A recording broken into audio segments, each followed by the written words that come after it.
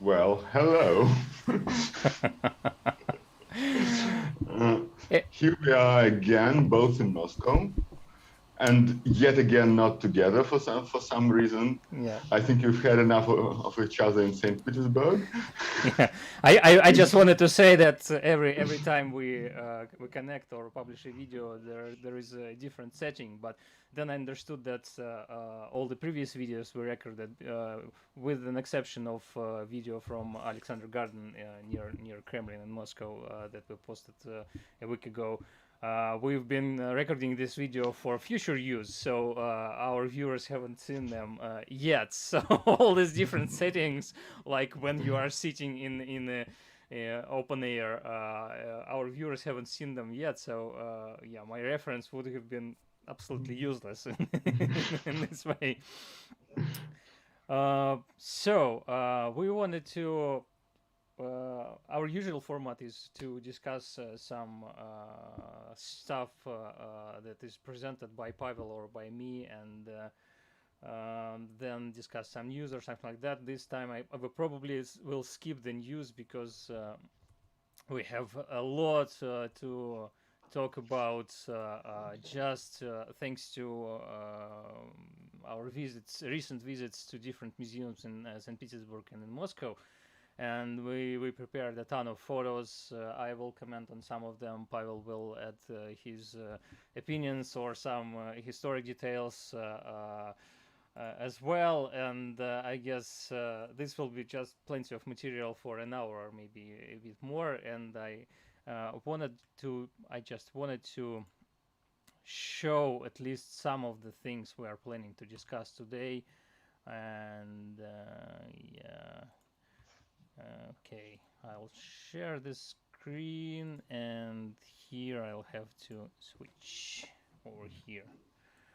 And I hope this time at least nobody will have any issues, and by nobody I mean us. Because viewers didn't have any issues last time. It was our stream that was had problems. Okay, so Pavel, do you see this? Yeah, And this is one of the objects we saw during an exhibition dedicated to the role of insects in early Soviet art. If you want to add a couple more words, you really can do that right now. and I think we'll discuss it as we go. But yeah, this is somewhat of a mystery object. We're still trying to find out who made it, when, and why and how. Yeah.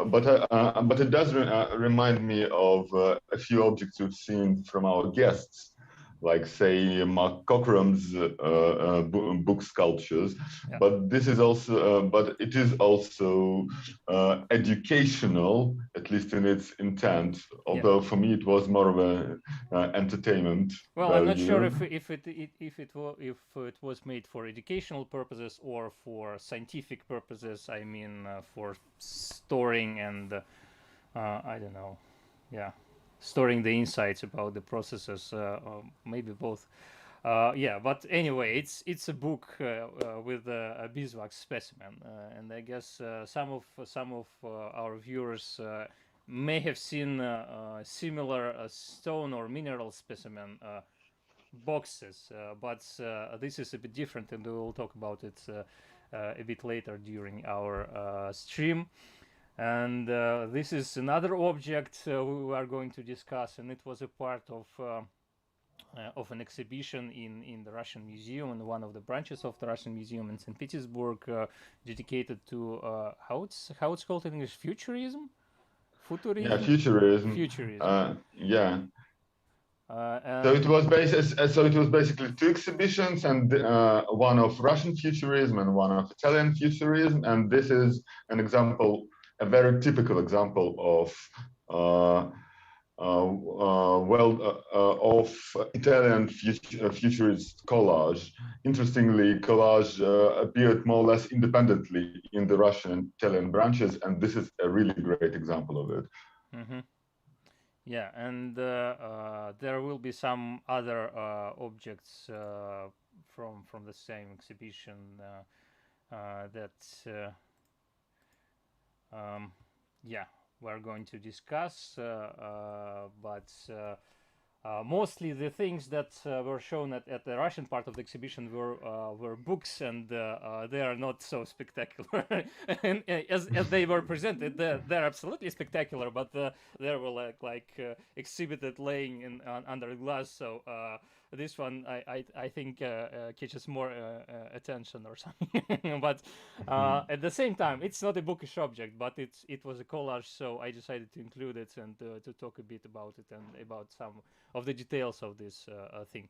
This is another thing, and we separated for this visit with Pavel, but I guess Pavel's have seen this building. I'm showing only part of it, and as you can see, because you can probably see, it is inspired by petroglyphs, and once again we will talk about it a bit more about the building, less about what's inside, because it's hard to talk when you don't have any photos. And this is another thing we saw at the exhibition in another branch of the Russian Museum, and this is porcelain thingy depicting different sorts of books, and you can see there is a picture of Lenin there with his quite famous, at least in ex-Soviet space, slogan "Learn and learn," or "Learn and learn more." There are different translations, but yeah, every Soviet child knows this. Yeah, and this is supposed to be very empowering because it's an Uzbek woman, and in those parts of the world, very few men could read at the time, Yeah, let alone women. Yeah, and it's something from 1930s or something. So yeah, 1920s, I yeah, think. even Yeah. maybe even earlier. We have a slide with a description, so we will check this properly. And another object from the same exhibition, and you can see, probably most of our viewers will not able to read it. Even for us, it wasn't so easy, but. It's in Russian. It's "Знание рвет цепи рабства," so it's knowledge crushes the chains of this slavery. Slavery. Yeah. Yeah, so pretty I guess pretty standard slogan for earlier Soviet times, and At least we know when this was made. yeah, 1921. Yeah. Yeah, Yeah. it's much easier. But bookish objects and books were quite an important symbol in early Soviet propaganda. In later Soviet propaganda, they changed a bit how they show the books and how they use the books in propaganda, but still knowledge was an important symbol, even while there was knowledge was censored and limited. So it's an interesting play between these. Actually, this aspect of Soviet propaganda is not without merit. It is the one thing that complicates my attitude towards the Soviet rule. So many of my relatives died during the early years of Soviet Union, and yet, on the other hand, so many of my relatives got education, and much better education than they would have only 20 years earlier. Okay, so this slavery they are talking about, it continued well into the 50s. My grandmother was the first person in her village to get a passport and a right to live the village. Mm-hmm. So slavery, serfdom, not slavery, serfdom is supposed to have ended in Russia in the 1860s, but in fact it continues well into the 20th century. So it is in living memory still. But on the other hand, education is good, books are good, so well done. Yeah, that's true. So Do we have anything else here? Yeah, something else.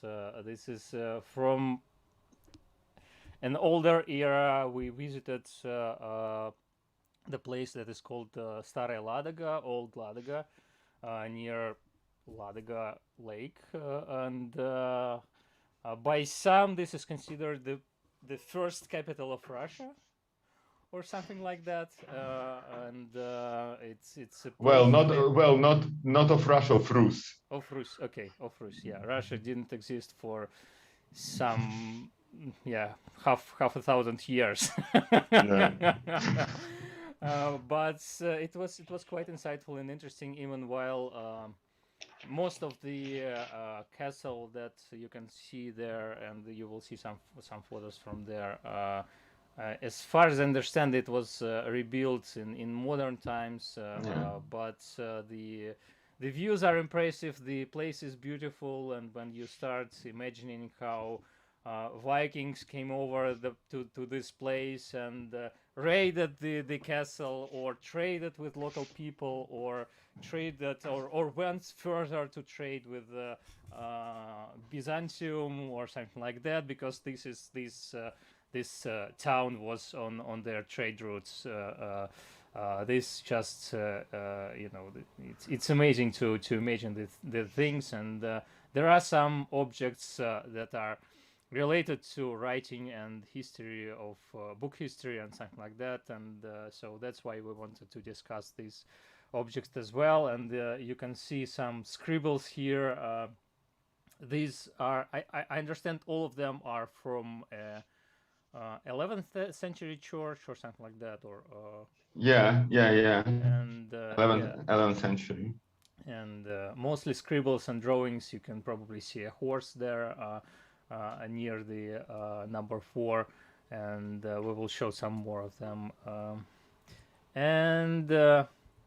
I guess this is the last object we will discuss, and this was the last museum we visited in Saint Petersburg yesterday. At least that was the last museum for me. I'm not sure about Pavel. Maybe he visited some more. But in the past week we visited something like 1 or 2 museums per day, so it was quite a lot. And this is a model, a reconstruction of a 19th century printing house in St. Petersburg. St. Petersburg was the capital of Russia at that moment. So, as you can see, we've been to 3 capitals of Russia and Rus in just a week, and we haven't been staying in one place. And I just loved this model, this reconstruction. It definitely was made with a lot of love and attention to detail, and probably, I think, I'm not sure if cursor is showing. No, okay, never mind. In the 3rd floor in Russia it will be the 3rd floor. In Europe it will be the 2nd floor. You can see a bookshelf in the right. And all the books there are really made with small pieces of paper that are glued together. So I was quite impressed by that. They are just simplest miniature books without any decoration and proper binding, but still this makes this model so much realistic and beautiful. You will be able to see some more details there. And here's the photo that was made while this typography, while this printing house was still active in I think it was already in early 20th century, but anyway. So let's turn on our large heads back. Nothing happened. Oh yeah, because I need to switch off screen sharing first. Sorry, this is the first time we're doing it without losing the picture completely, like it was last time when for a couple of minutes there was a black screen for our viewers and only us babbling in the background. So that's progress. It's already better this time. Yeah. So a lot to talk today. I hope you will stay with us. Maybe some of you will join later. we also wanted to try another thing that failed last time, and it was we wanted to share an excerpt from a recent recording session we had with a guest, and the podcast will be probably published in several parts in September or October. So it's an early preview, and sound is not edited, and Pavel was sitting outside in a park, so there are kids playing and shouting, and yeah, so sorry for that. And seagulls screaming. To me, it was perfect. I don't know. It will probably be hell for the editor, but Yeah, well.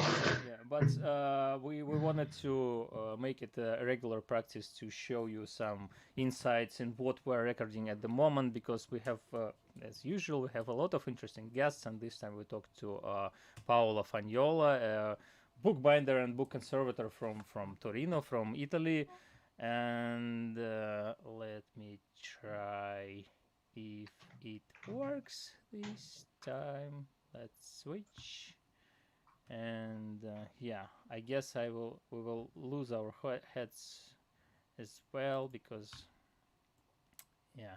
that's how it worked with the previous Windows. So just give me a moment for some final adjustments. Sorry about that.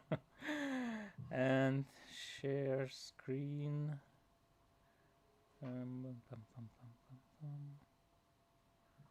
Nope. Okay.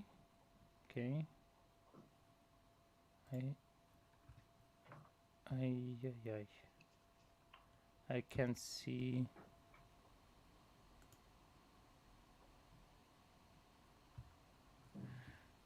Okay, just a moment.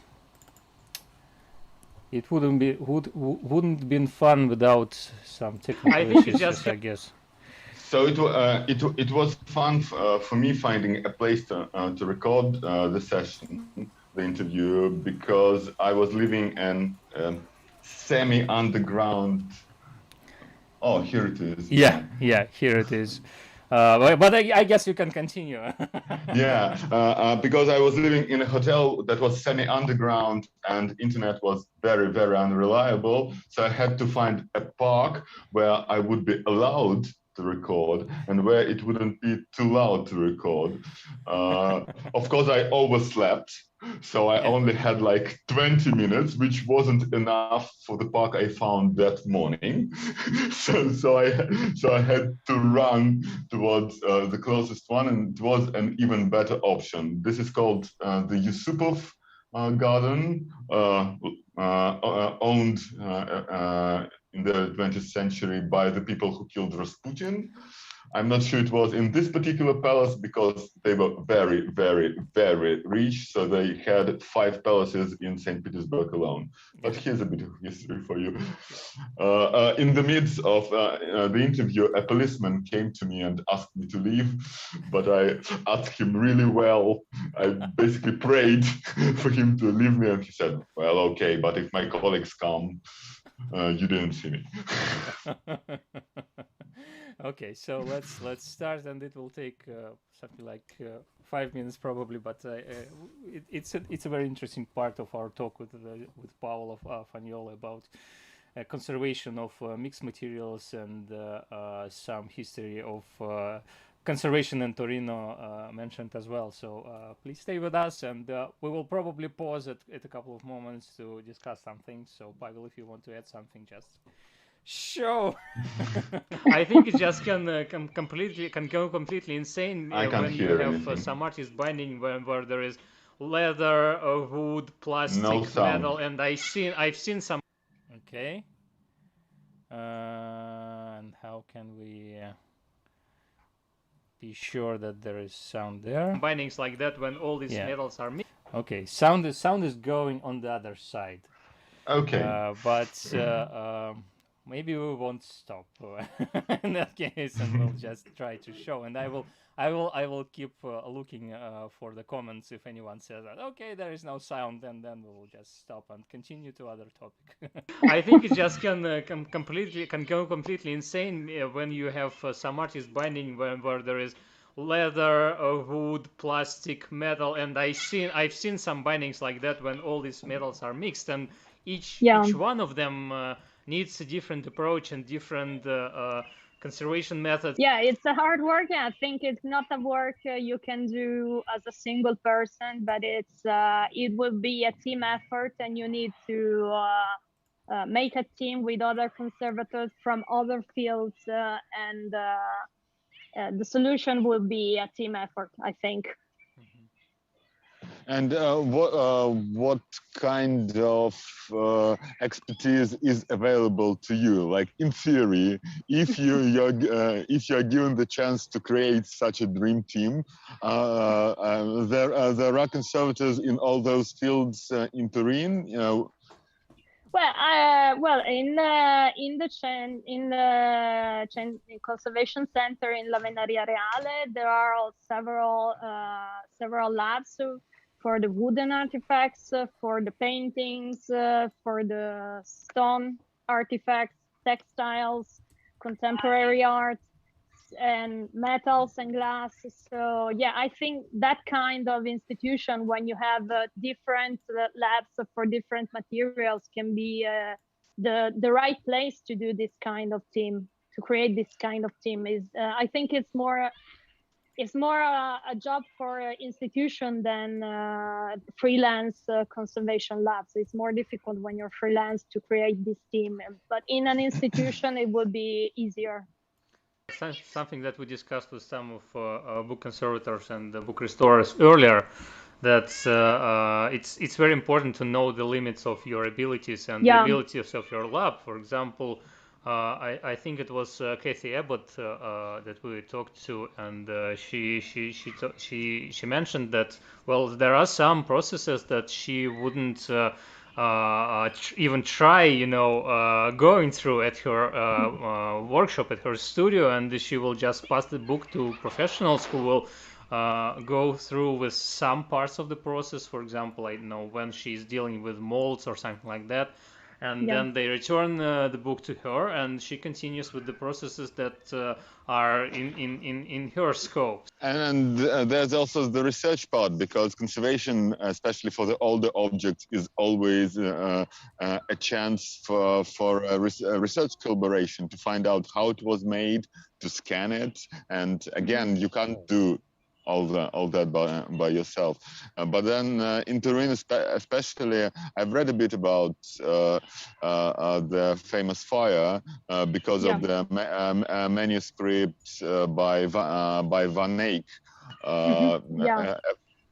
half of which almost burnt to pieces then.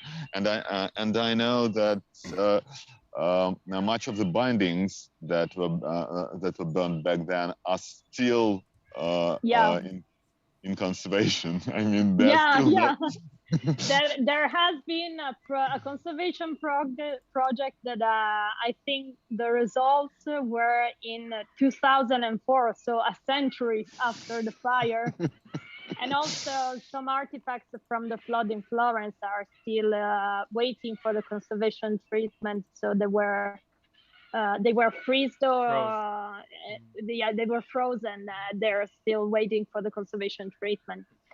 Yeah, it's still a problem. I think some of the manuscripts that were burnt into that fire were not there was no way to do a conservation treatment on them. So some of them are right now into museums, and you can see them exhibited, and they are these small balls of material. They're like this size, more or less. So the parchment shrank so much that you have like a ball of this size all burnt, and it's really difficult to restore this kind of work. I'm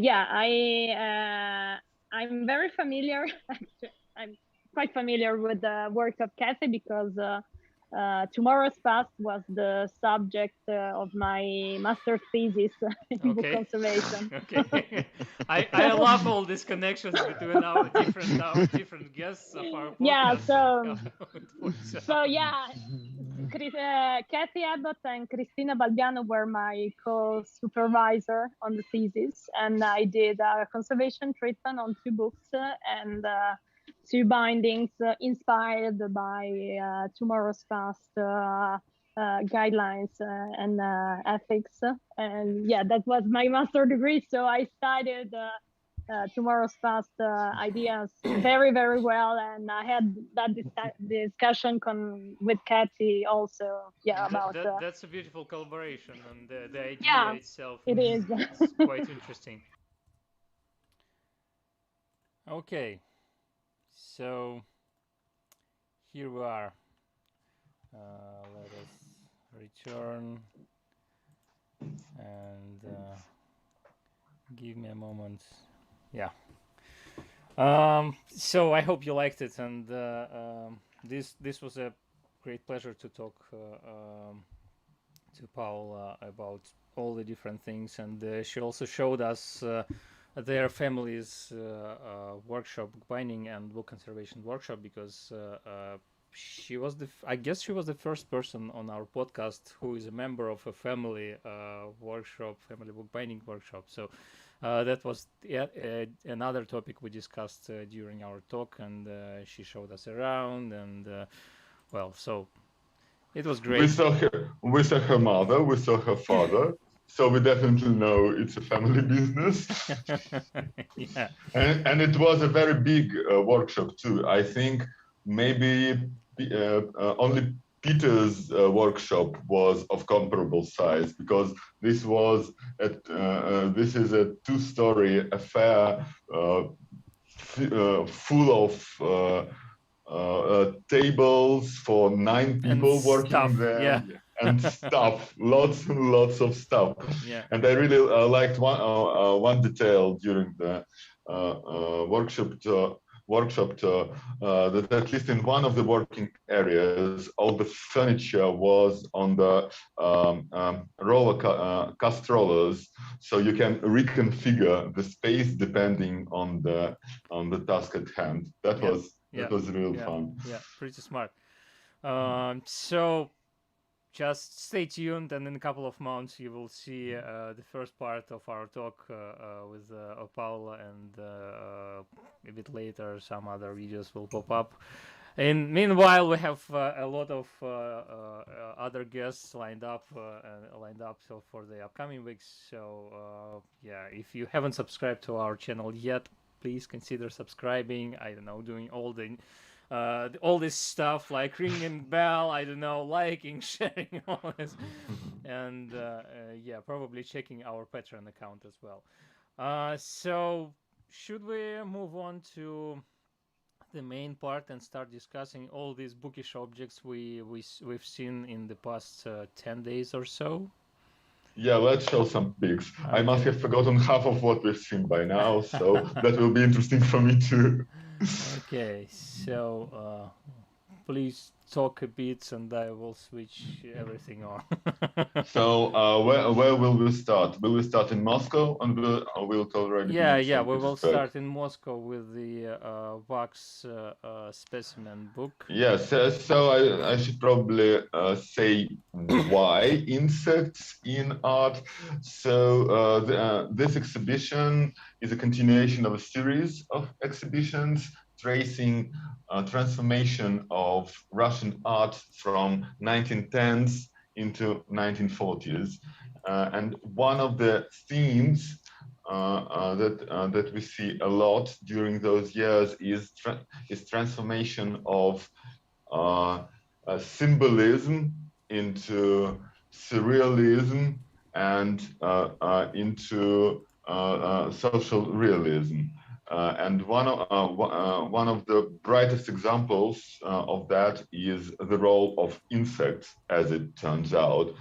And this particular exhibition was full of books, full of book art, because one of the most interesting parts of Soviet art was books for children, because so many painters couldn't work in any other official role. It was just too dangerous for those avant-gardists to work in official art, so they worked in child art. But also they weren't just artists. Some of them were entomologists, and the story of that part of their legacy was also represented in this exhibition. And one of these objects is this book. So what is it called? So in Russian it's voska и voskosырье, so it's beeswax and beeswax materials, or beeswax products, I guess. Yeah, because as you probably can see on all of these shelves, can I use some? Yeah, on all of these shelves, all the different sorts of materials are stored there, and not all of them are beeswax. But well, I'm not a professional in bees materials and in working with bees. I know that some of our friends and followers are more knowledgeable on this topic, but well, that's not me. I can only say that some different materials are shown here, and I can even try to translate some of the Russian text there, but I will mess up all the terms, I guess, and so yeah, I wouldn't do that. But okay, so these lines stay with us. Yeah, how can I remove them? Undo. You can delete all the images. Yeah. Comments. Okay. It's hard to be Zoom newbies, I guess. So as you can see in this slide, it's really a book because it has some pages. It has at least one page in the beginning and one page in the end, besides some text on the book covers. And the box that stores beeswax materials is shaped to have a rounded spine and a rounded forage. So this was one of the things that attracted my attention, because mostly when I saw a similar box, as we mentioned before, that stored some minerals or something like that, they were just straight boxes, and this was for this one they really tried to shape it as a book, and well, I guess this is a beautiful object and quite unusual. We tried to, as Pavel mentioned, we tried to reach out to people who prepared this exhibition, and there is not enough information about this book object. There was somebody on our Instagram who commented and told us, oh, my grandfather had a similar book, but I guess we will have to try to get more information in the future. I would be happy to have such a book in my collection, but I don't even know where to start looking for it, because all the relevant keywords lead just nowhere. When you can try, I don't know, I can try reading what's written on the book cover, and nothing leads anywhere. I tried. So well, I will just keep my eyes open in the future, and if I find anything like that, I will definitely try to buy it. So this is, do you see the video? Yeah. Interesting. Maybe we need to use Irfan View for our future video shows. Yeah, this is another object we found in Moscow. It's not from the same exhibition, and I just wanted to show you some of the objects we found in the antique bookstore. And this is a Soviet book from a much later era. It's from 1970s or something like that. I just loved how the cover looks. And how do I switch to the next? Yeah, I just loved how the cover looks, and all these relief spines on the cover. And well, it's very rare because it's about books in Soviet Union, and you can see some pretty relevant Soviet things shown in this book. Well, all the volumes of. But it's not Lenin in the background. I mean, it's photo of Lenin, but the books in the background are Karl Marx and Friedrich Engels and their works. So yeah, but there are things like this as well. In 1970s, I guess religious art was considered a major part of the Russian culture. Unlike some processes, yeah. The idea was that it may have been made for the church and for the rich people, but it was made by common people. It was at that time that the house of icon painter was dug up in Novgorod, not far from where I went. So religious art at the time was presented by the academic community, hoping to display it and to preserve it as made by the people, which is why we see so much of it in the 70s and the 80s. Yeah, and I remember many of catalogs and albums like the ones shown in this spread in the collection of my grandparents, of both pairs of my grandparents, and I've seen some of the books myself, and I think I even have some of these books here in this apartment. Well, but which says a lot. Because you are in a very Jewish apartment, and still they have catalogs of Russian religious art. Yeah, they also have, but well, this is a third part of my family, because it's a apartment of parents of my wife, and well, yeah, but still they have many of the same book objects here as well, along with obviously Jewish things.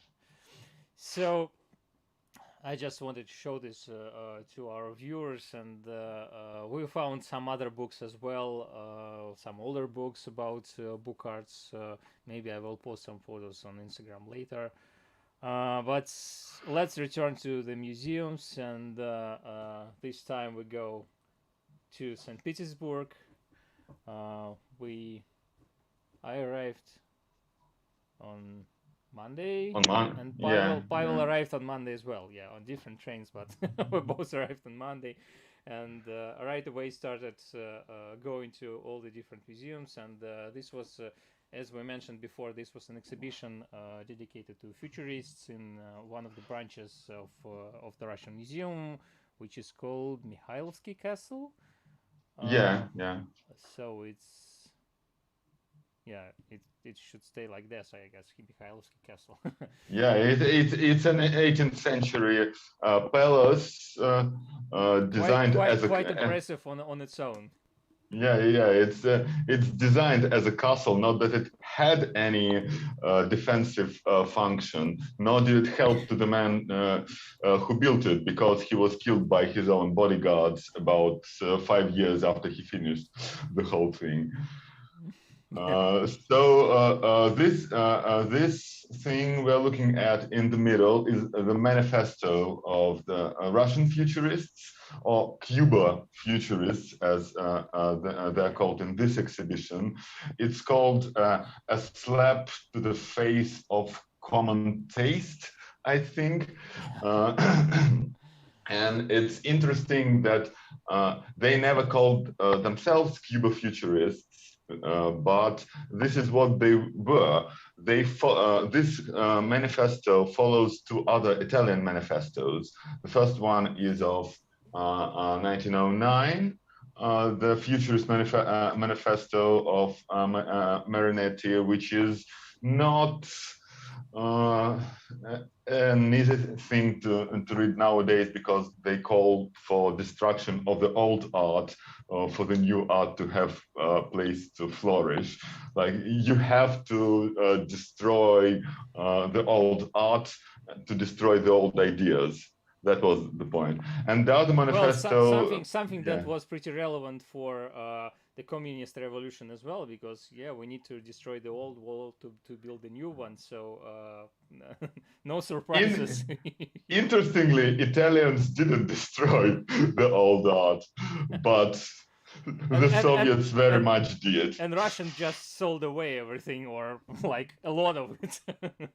and destroyed a lot too.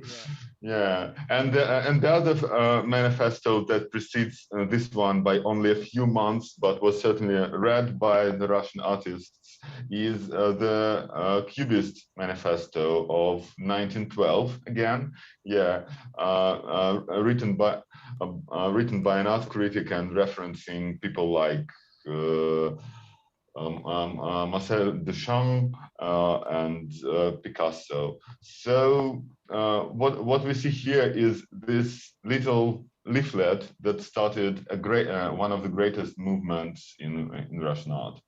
And the reason we wanted to mention it is these books and some more books you will see in the next photos.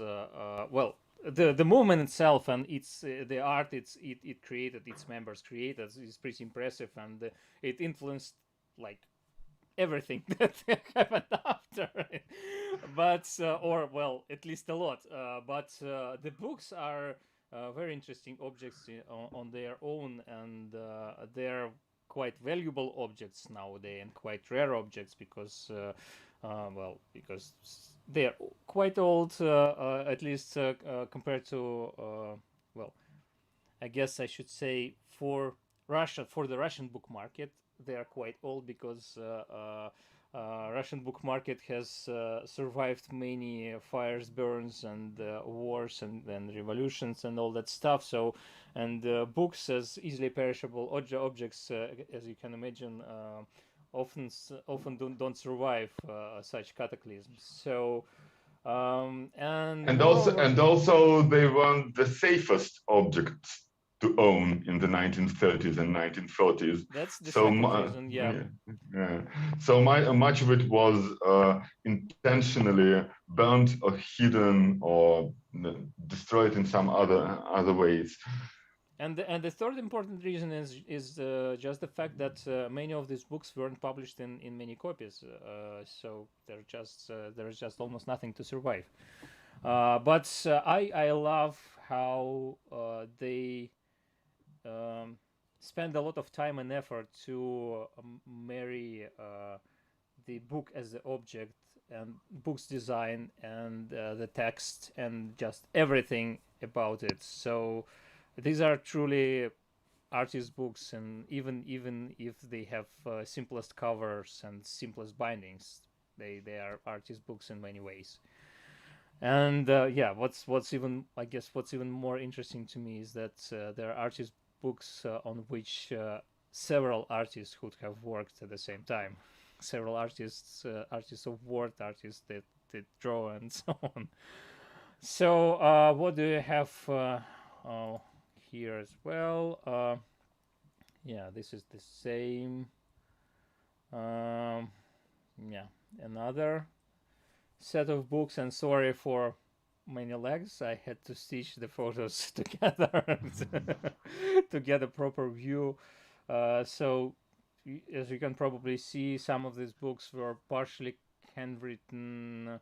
For some of these books, special fonts were created. They were richly and sometimes strangely illustrated, and well, I just love them. And it's also interesting. It probably doesn't make sense for you to show the text because hardly anyone of our viewers reads Russian. But if you've ever written futurist poetry in any language, like French futurists or Spanish futurists or Japanese futurists or English futurists, not that there are many of those, you'll know the method they use. They construct words and sentences out of familiar sounding pieces, but if you try and understand any part of the text, it doesn't make any sense, and it's not supposed to. But the whole text gives you some emotion or some vague mental imagery, and it's also how the books work, because as you can see, illustrations sort of show something familiar, but you couldn't really tell in most cases what it is, and it works as a whole. It's a true artist book. I agree on this one. I guess the most familiar example, not of this futurism approach, but of similar way of creating words and rhymes and texts is from Lewis Carroll in his piece in Wonderland. But it's a bit earlier, but the idea is pretty similar in this way, at least. Yeah, except in this case, it's even less structured. It's a constructed text. Much work has gone into it, but the result is doesn't follow some simple idea of structure. It's more on a level of association. If you think of the art of the period like Kandinsky or early Malevich, they do the same kind of thing. Yeah. I love this. I love this a lot.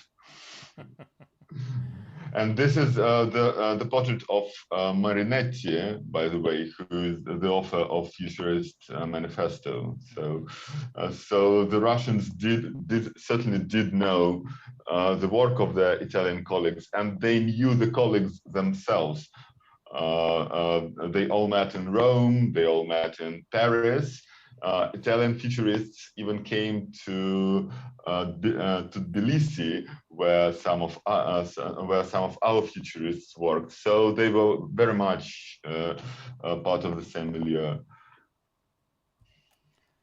And unfortunately, I don't have many samples of futurism art from this exhibition. I just grabbed one snapshot because, once again, it's a connection between two capitals, because the exhibition was in Saint Petersburg, but this picture depicts Moscow, so I decided it would be quite good for our podcast, for our stream. And yeah, it's Alexandra Exter, Moscow, synthetic city, as you can see, and some more illustration, some more of their work dedicated to books. You can probably see that this is art shaped to work as a book spread. So and here is another one, and both of them are by Natalie Ganshirova. And if you follow the art market at all, you'll know that she is the top-selling Russian artist of the last decade. Not that is her claim to fame, but you may have heard that surname. She is an amazing artist and an amazingly diverse one, and you can see how even in a small form she can give you a great impression. Just imagine opening this book and seeing this sunrise hitting you. I love this a lot. Browsing some text, and then you open the next spread, and then there is this sunrise blowing in your face. Yeah, this is something. And finally we come to the Italian part of this exhibition, and I wouldn't remember the names, but yeah, this is Carlo Cara. So as you can see, the chase. And we wanted to discuss it because it's a collage, and it has lots of interesting elements, and I guess we probably need to invite a conservator or art specialist to discuss this object, because one thing that we stopped to discuss is the this pattern you can see on the horse.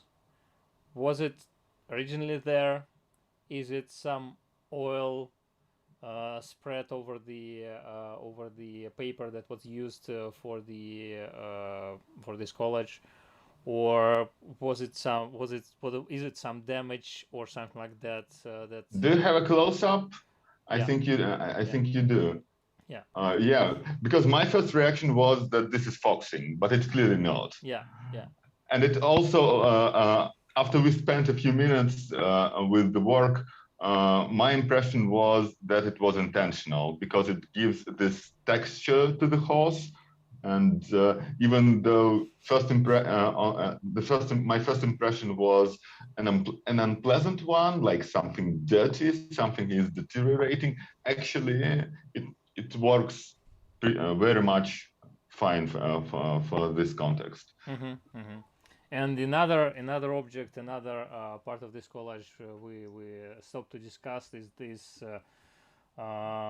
these two sheets of paper with black spots, because it reminds me a lot of one of the styles of marbling that was quite popular in, I guess, in the 19th century. I don't remember the name for this style, but you can see it on some of it was used quite a lot on book covers in Russia and in Europe, and probably in other places as well. I don't know if it's the same, if these two sheets of paper were made following the same technology or a different one, but it's just interesting how the rider's figure was created with this technique, and once again it connects us to all other bookish things we love to discuss on our channels. Here it is. And yeah, newspaper clips, all that stuff. And then yeah, also Karl Kara, interventionist demonstration. Oh, this was great. What I liked about this one is how disproportionate the effect is to the work's size. It's about A4, maybe a bit bigger, and yet it has this great presence. And it also has many, many layers, many textures, many colors. This is a great example of collage, I think. It's made almost entirely of newspapers, I think.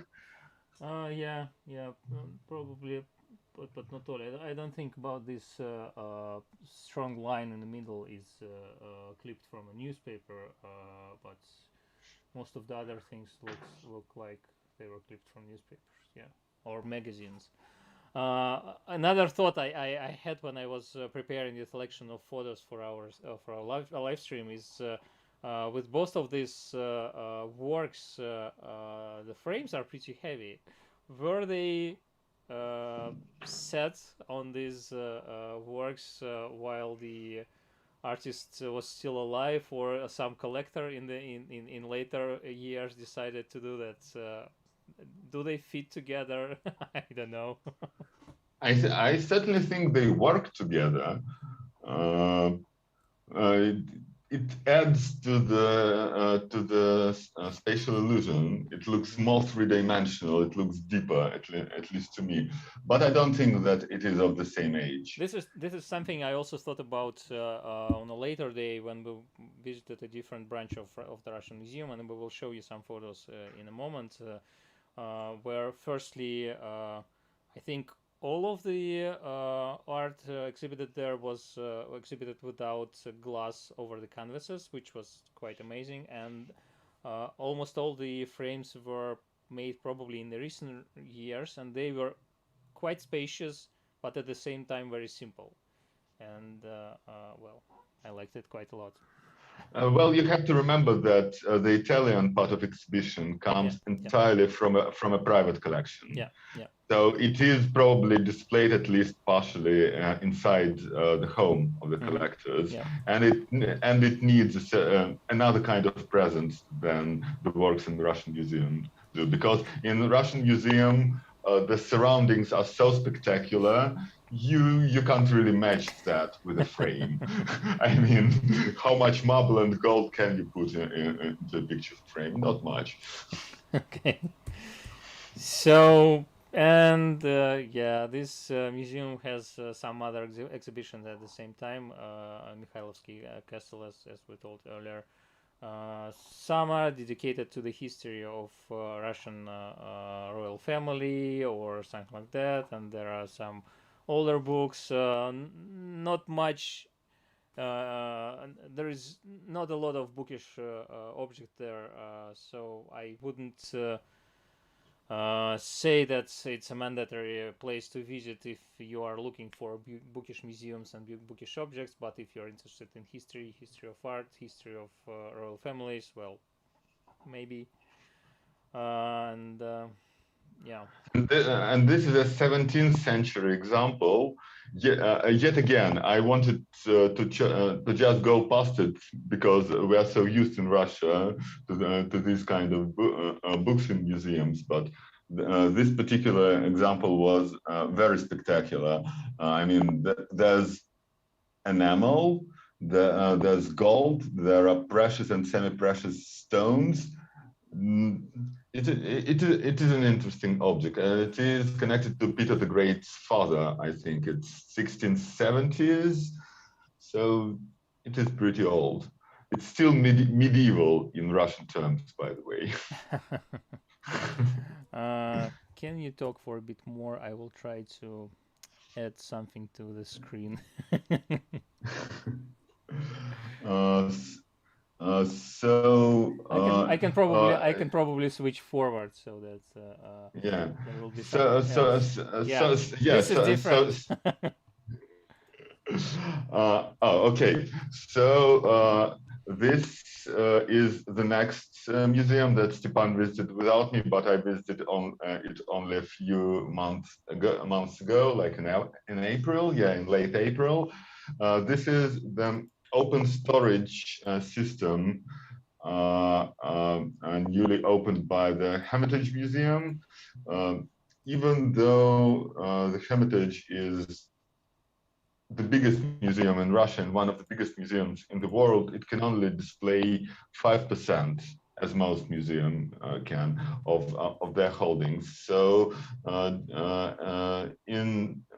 in line with international tendencies, the Hermitage has built this great complex a few kilometers from the historical center, where they display lots and lots and lots of things without much structural commentary, but they give guided tours, and you can visit, but you can't photograph anything. Yeah. So, and the building on the left, perhaps you can talk about it, because it's not the building that you can visit yet. Yeah. I understand that you can probably visit it during specialized tour or something like that, but well, I'm not sure. Anyway, this building's design or building's decoration is inspired by petroglyphs, as you can probably see, petroglyphs found on Ladoga Lake that we already mentioned before and will mention later. And I just loved how they implemented all these details, especially as in some other places petroglyphs are found on a higher elevation, and they are better preserved or something like that. But here they were found on water level, so they were pretty much damaged by and almost invisible because of the water erosion and all that stuff. So it was not only design work, but also the reconstruction of these images that allowed to create this building and its face. So I was quite inspired and amazed to see it, and to see the representation of petroglyphs in architecture, which is not something that you see quite a lot. But yeah, unfortunately, we cannot show you anything from the insides. And when I visited this place, they didn't really show much bookish objects there. There were some clothes, there were some costumes. I don't know. horse coaches, or how do you call Horse it? carriages, Carriages, yeah. guns, a giant Indian sculpture, a few ancient Greek graves. Well, you get the picture. Everything Yeah. and nothing in particular. Yeah. And they are planning to build a library in the same vein. Yeah. They're building a library just I don't know, a couple of 100 meters away from this location. But I don't know when it will be open, because they just broke the ground recently, and I guess it will take several years to build it, and then several years to fill it. But they plan to make this library accessible to wider audience, so I really hope to get there at some point in the future. And what's happening next? This is more futurist books. But no, it's Malevich. Oh, it's a third exhibition we saw in the Russian Museum. Once again, in a different branch of the Russian Museum. So we visited three of them. I don't think this is an exhibition. Yeah. This is the permanent collection. Permanent collection. Okay. Yeah. And this is early Malevich from the very period the last exhibition was dedicated to, and the fun part of it is the collage with Mona Lisa, predating Marcel Duchamp's famous painting, if you can call it that, when he added mustache to Mona Lisa. But actually, this is not the first time that it was done either.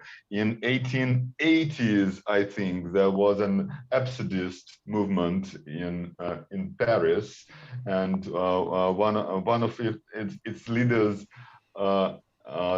drew various doodles atop antique sculptures, and he made a painting of Mona Lisa with mustache. We don't have the painting, we only have outraged newspaper descriptions of it, but clearly this is such a great sign, such a great object representing the stuffy European culture trapped in a museum, that every single generation wants to destroy it in some way. Yeah, and as we finally arrived to see Malevich's art, Pavel also decided to wear a themed T-shirt today. So yeah. There was some Malevich at the Futurists exhibition, but I just didn't make any photos, so sorry about that. But anyway, yeah, this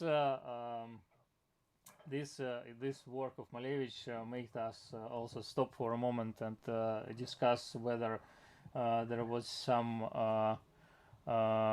how do you say misogynic message here when Mona Lisa was crossed, and not once but twice, and then there is the Russian text over Mona Lisa says an apartment is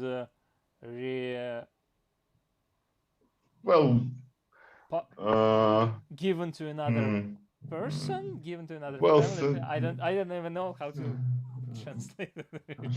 Something like resold, but not really re-rented, more like this. Yeah, I have a problem with this particular image, especially knowing Malevich, who had lots of female pupils, neither of whom he really respected. So, well, yeah, brings a lot of questions. But anyway, not a book, once again, even not a bookish object. I still wanted to show you this because this is a model of an inkwell. Yeah, inkwell. And well, so it's we can say it's related to calligraphy and writings. That's why we show it here. But yeah, that's something from the permanent collection, and you can see it in the Russian Museum. So definitely visit Russian Museum.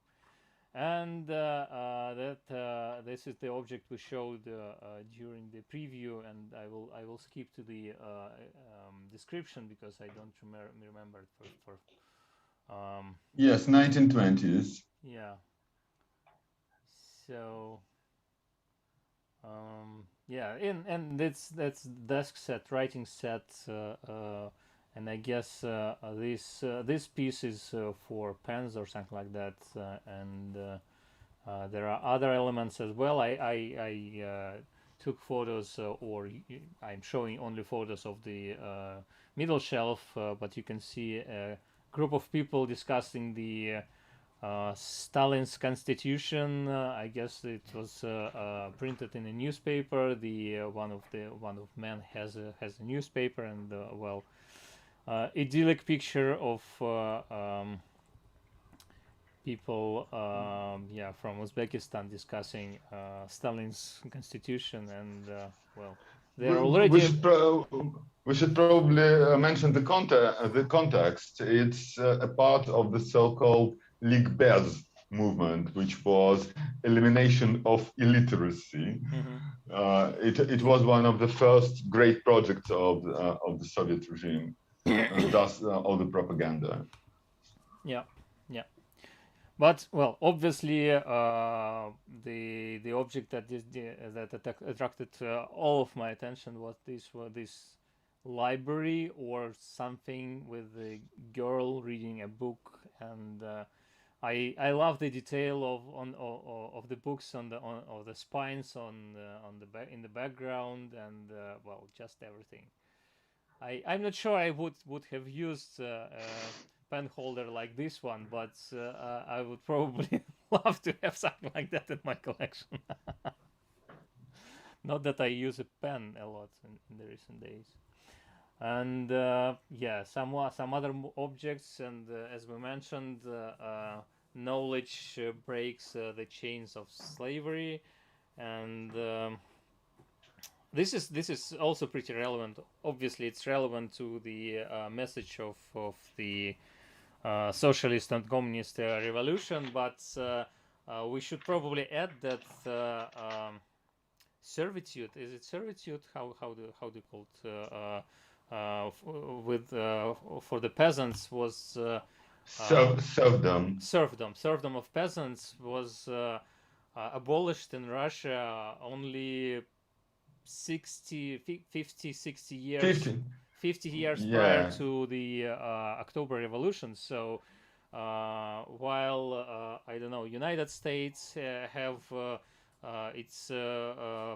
their problems with the heritage of slavery and racial injustice, Russia had and still, I guess, has its heritage of serfdom. I already forgot the word. Sorry, I know how it's called in Russian, but not the word I use a lot in English. And yeah, and literacy and was one of the instruments that was used to break these chains, and this is something that well, we can say thanks to Soviet Union for that. Definitely, there are many awful things, but this is something that was changed drastically. And well, and you have a female commissar over there or somebody. I don't know who is that. I should probably mention that my great grandmother, one of my great grandmothers who I met, was illiterate because nobody ever taught her. There was no school in the village where she was born. Well, there was one before revolution attached to a church, but the church was burned, and it took a few more decades to build a new school. But we shouldn't romanticize the pre-revolution schools for peasants. They were not meant to educate in any wide sense. At best, they wanted you to be able to write accounts and to read notes sent to you by your boss. So they were not education centers in any sense. So if there was one thing the Soviets did well, it was the education system, of which both of us are also a product, for that matter. Yeah, definitely. And this photo I brought up. Well, there are some book-styled objects under the Lenin's bust over there in the top left corner, but that's not the reason I wanted to show it. But these paper clips you can see on the plates, I was just amazed how realistic they look, and they do not they are not laying on the plate, they are thrown on the plate. If you see a close-up, you can see that they're painted over these porcelain plates, and well, just a bit of additional photos from the same exhibition. And well, next destination, as next capital. Yeah, next capital, third capital.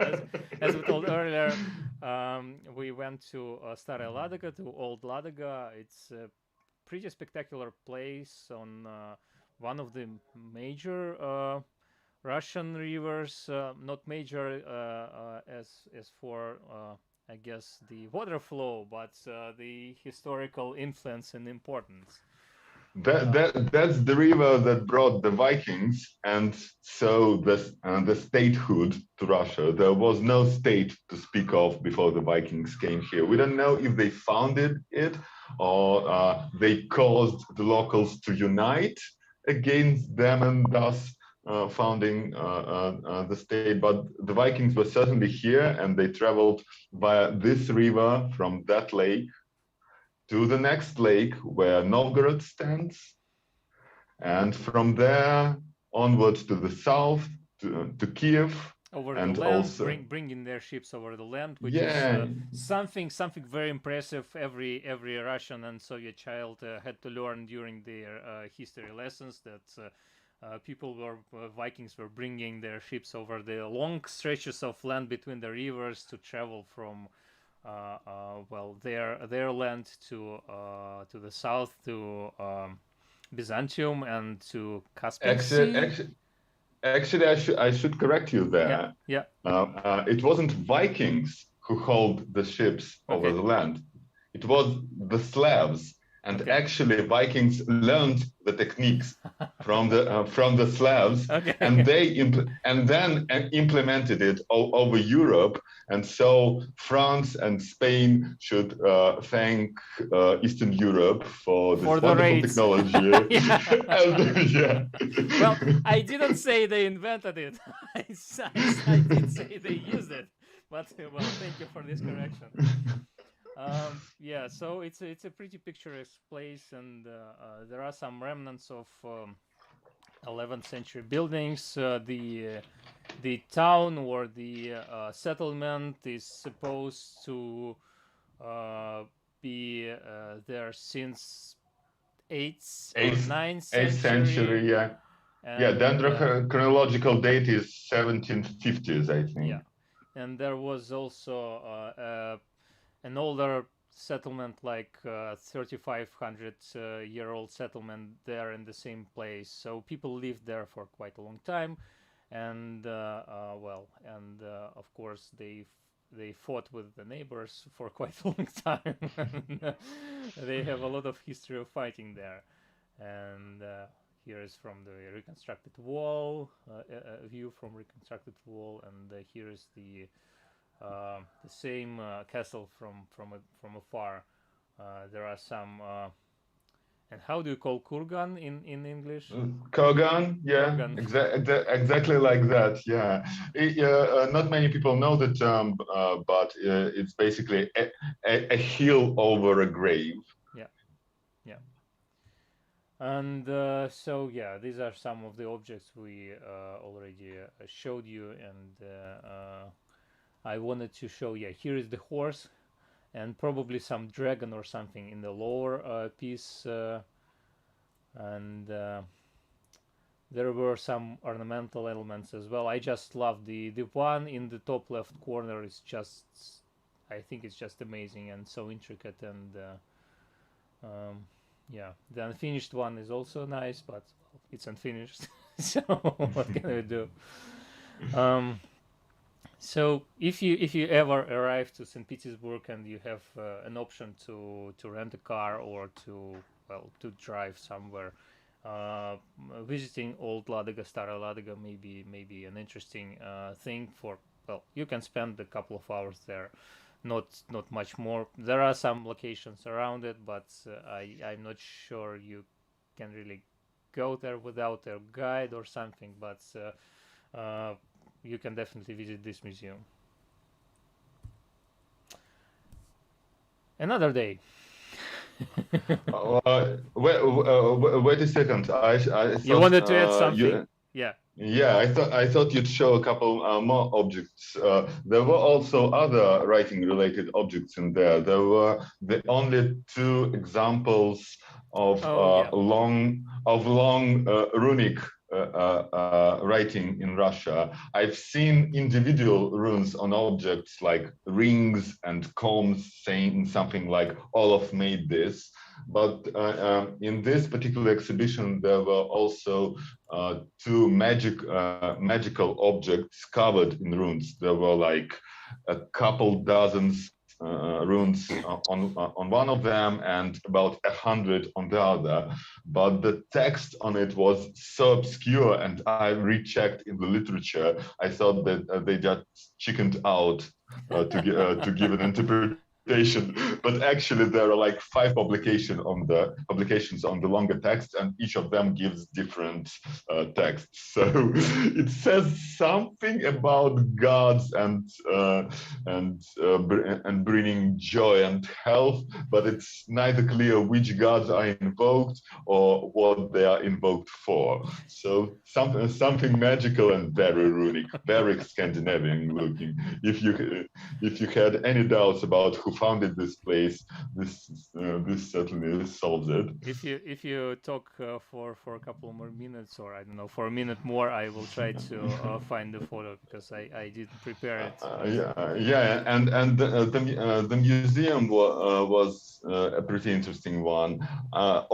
Generally, I'm against reconstructing really old buildings, especially in the place where they stood.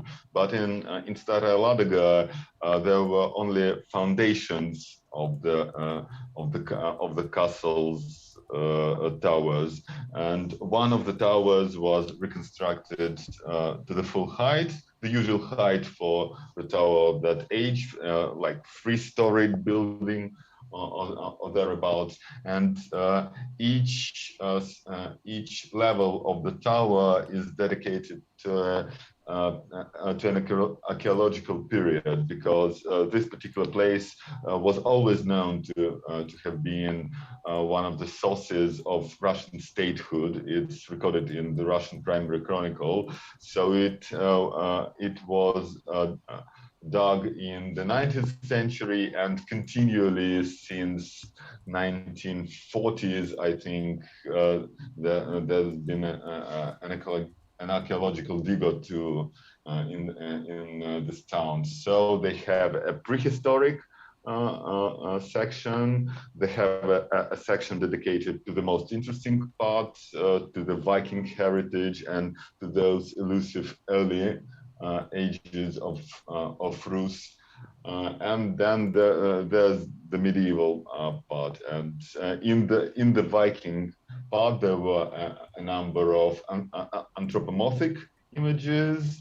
Then there were these 2 examples with the writing on it, and there were also lots and lots of wooden and leather objects, which is again thanks to, as I talked about during our Novgorod podcast, is due to the wet clay preserving wood, and this is wood also. Not the best picture, and the object is like 3 times longer, and that's not our pictures. That's something I just pulled up from the web, and But yeah, you can at least get some understanding on how it looked like. And the other object there was amulet or something like that, metal necklace or something. And Yeah. You can see these are clearly runes, and I don't know about you, but I've never seen anything like it in Russia. So that was interesting. We often hear how Vikings founded Russia, but we don't see any proof, and here it is. Yeah. So yeah, let's move forward to the next day. And another day, another palace. Another palace, yeah. That's St. Petersburg for you. And this is Mramorny Dvorets, which is a marble palace. Yeah, and yeah, it's one of started only. You go.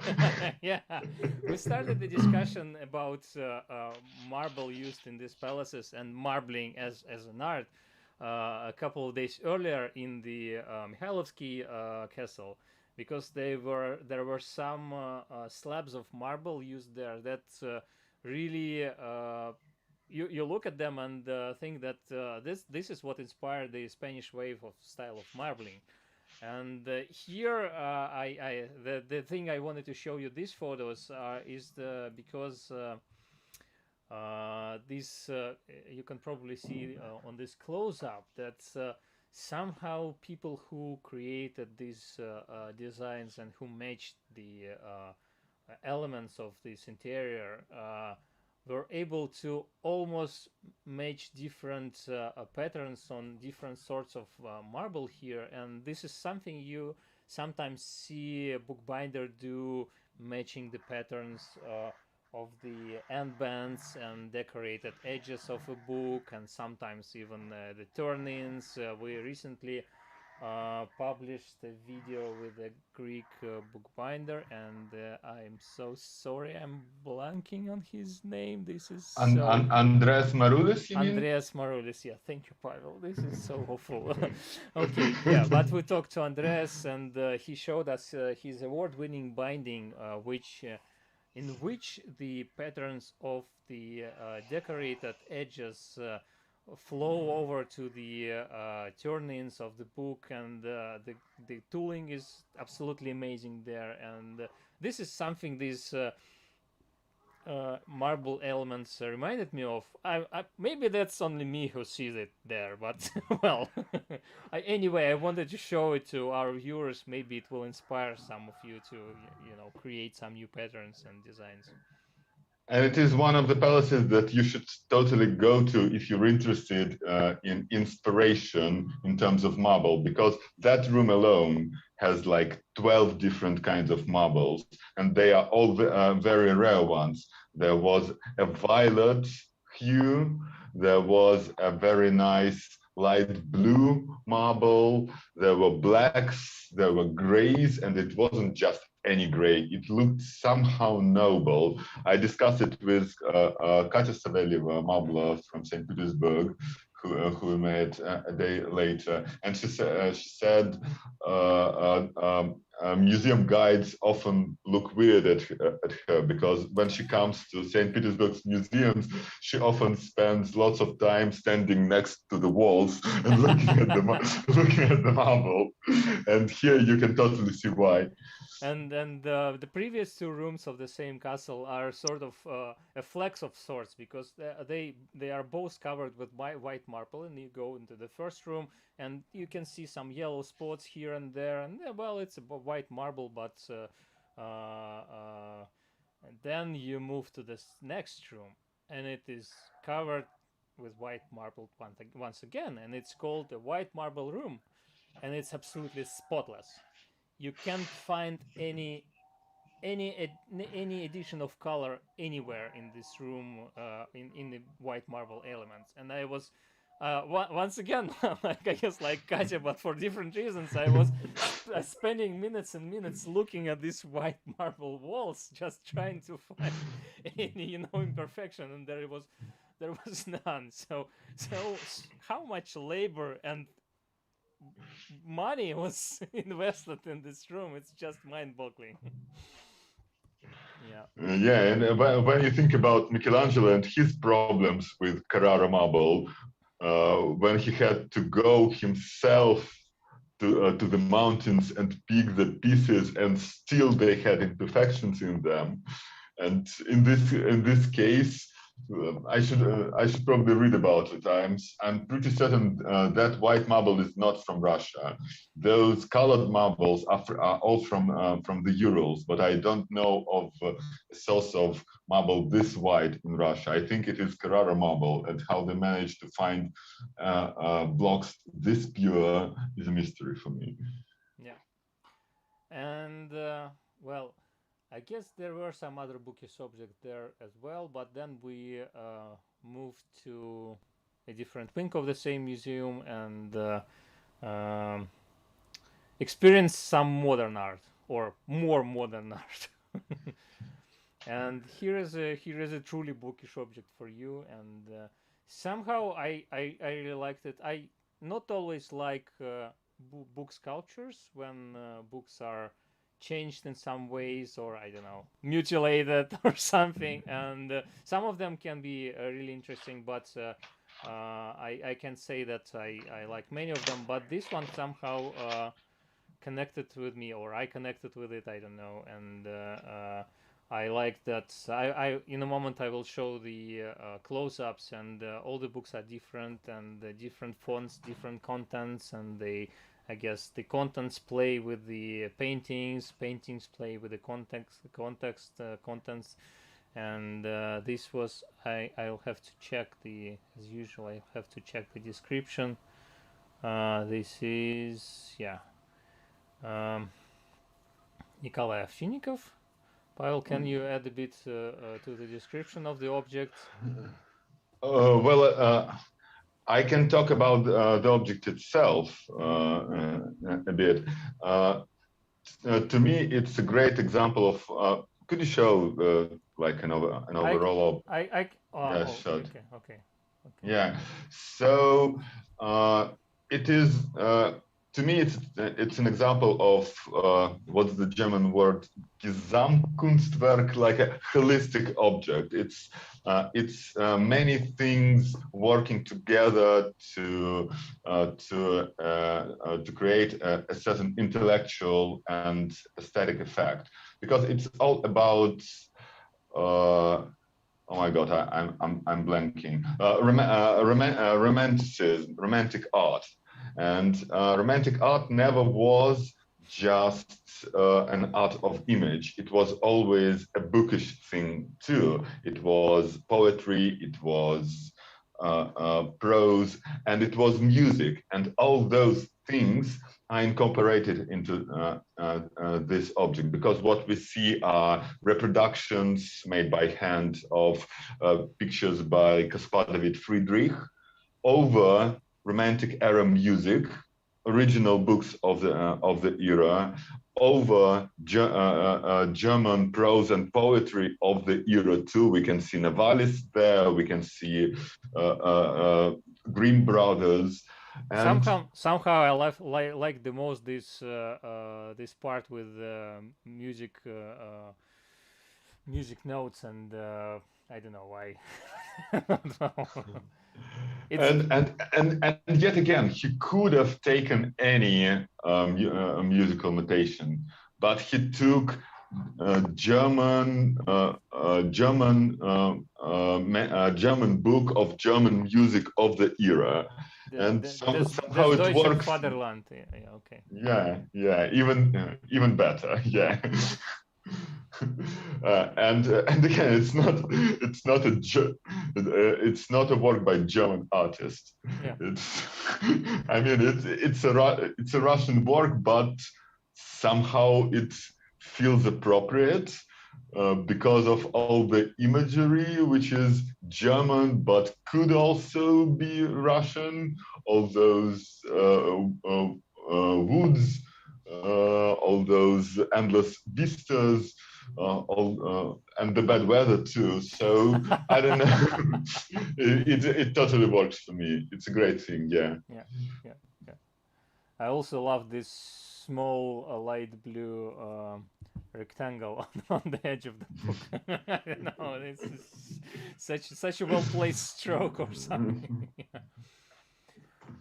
So here it is, and there is something special as well. I guess we will be able to play the video in this app. The next slide will be video, and this is, well, you can see what this is. This is cloakroom or something like cloak rack, and but the way it was made, it's pretty interesting and unusual. And will you talk a bit about the author, or should I show the video first?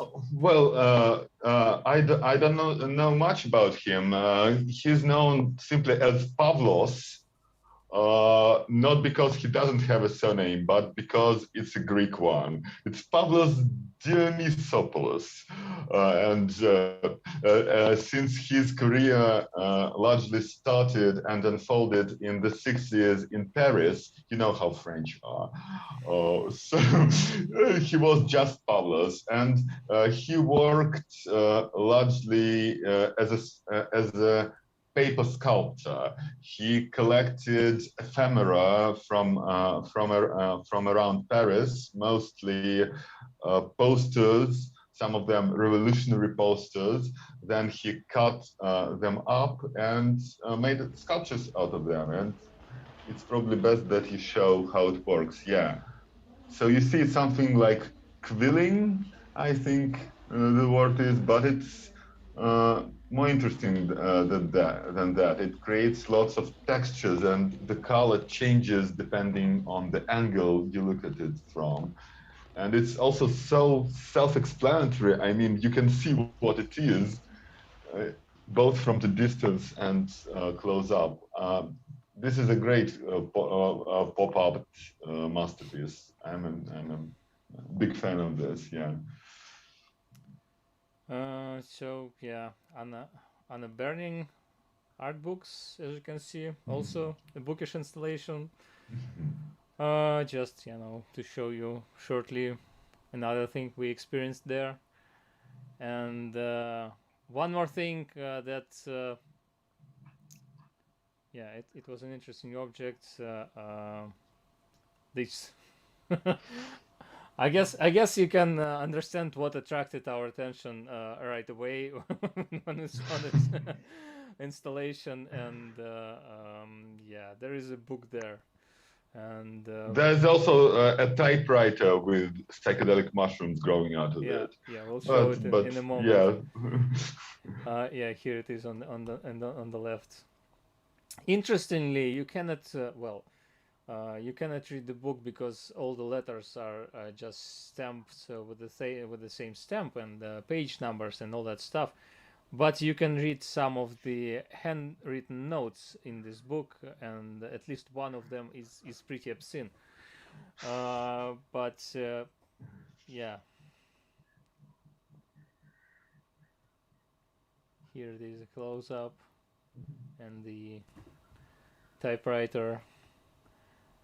And yeah, here's the author, Alexander Brodsky, Gray Matter. He did lots of these installations in the 90s, and they are always this psychedelic surrealist exploration of post-Soviet man's brain, because you can see objects both old and new, existing and non-existing, often turning, metamorphosing from one thing into another. Like this book, why does it have no discernible writing in it? Well, it's probably a dreamscape, right? When you can see a book in your dream, you can very rarely read anything in it. It's a representation of a book, and it's not even used as a book in his dream because it has a gun in it. It's a great thing. You should totally go and visit it too. It's his biggest sculpture on public display, as far as I know. And I guess this will be the final museum, final object we are going to discuss today. It's already more than an hour and a half, and we are once again not fitting to our planned 1 hour format, but well, whatever. We are not fitting to our schedule. We planned originally we planned to go live every Friday or every second Friday, but well, today is Sunday, so what can you do about this? Just try to stick to the schedule in the future. This was the last museum I visited during this trip to St. Petersburg. It was a museum of printing, which is partially a museum of history of St. Petersburg or something like that nowadays. And unfortunately, the part that is dedicated to printing is now the building is being repaired or something, so you cannot visit the printing rooms and you cannot see all this interesting machinery, but still there are some interesting objects there. So well, I don't think many tourists come over to St. Petersburg this summer, but by the next summer it probably will be available and repaired and return to its full glory. But anyway, if you go there right now, you can see at least this a model of the printing house of 19th century printing house, and as we mentioned earlier, it's just the details are quite impressive. The model is created with a lot of love and interest to details. Probably some letterpress printing professionals will be able to see some mistakes or something in the machinery or in something, but still, I'm not a printing professional. I'm a bookbinder, and I was quite impressed by this structure, by this model. So I'll just show you some photos, and I guess that will be all for today. I love how these small books are really made with small sheets of paper, and if you look at the stacks of books that are laying all around, there are also some really small books made. I guess they're just smallest stacks of paper glued on the spine, so they are not proper bindings or something like that. Still, it brings the reality to this model and makes it more, I don't know, more dimensional.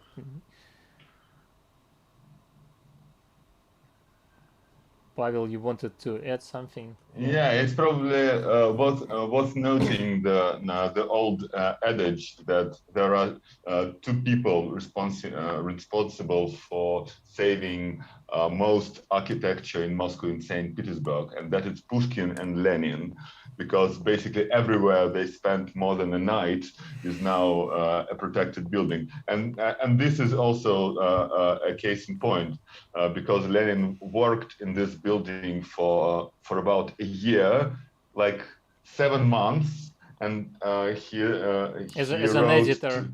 As an editor of newspaper and no other stuff. Yeah, and he wrote something like 170 articles, we were told. So he spent a lot of time there, and there is a memorial cabinet of his. So that's how now we have this building to this day. And yeah, here is a model of typesetting room. I'm not sure if I'm using the, but well, they were preparing the.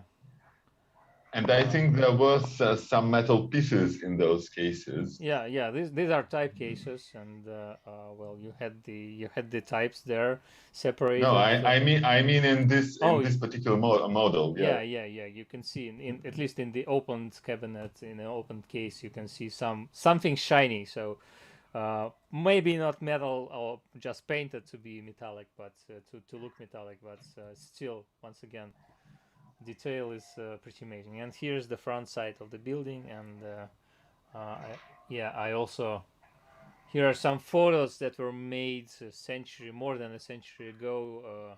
They were setup photos, so people they weren't made really during the working processes. All the people were ready to pose, because it was a special photo session to capture the printing house and its workings.